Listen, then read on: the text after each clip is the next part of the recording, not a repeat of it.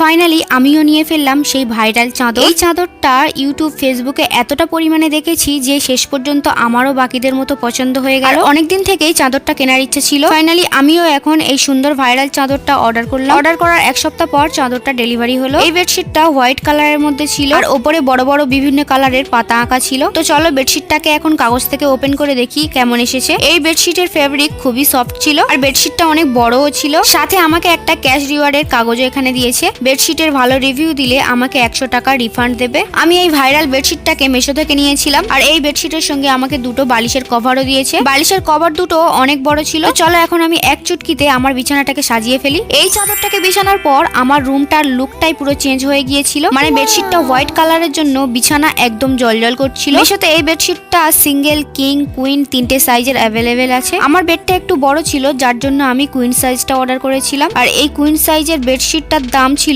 300 টাকার কাছাকাছি। Trust me, আমি এই বেডশিটটা বেডে সেট করার পর রুমটাকে জাস্ট অসাধারণ দেখতে লাগছিল। বেড সহ পুরো রুমের লুকটাই চেঞ্জ হয়ে গিয়েছিল এই একটা বেডশিটের কারণে। মাঝে মাঝে দামি আর ভারী জিনিসের বদলে এই ছোট্ট ছোট্ট জিনিসগুলোই রুমকে সুন্দর ও গোছানো দেখানোর জন্য যথেষ্ট হয়। আমার এই বেডটা অনেকটাই বড় ছিল, তবুও বেডশিটটা বেডের তুলনায় অনেকটাই বড় ছিল, যার জন্য আমাকে বেডশিটটাকে বেডের নিচে অনেকটাই ঢুকিয়ে রাখতে হয়েছে। বেডশিটের দাম অনুযায়ী কোয়ালিটি অনেকটাই ভালো ছিল। যদি তোমরাও এই বেডশিটটাকে নিতে চাও তাহলে কমেন্টে লিংক লেখো, আমি লিংক দিয়ে দেবো। তার আগে আমাকে ফলো করে দাও। আজকের মতো এই পর্যন্ত, দেখা হবে নেক্সট ভিডিওতে। ততক্ষণে বাই বাই।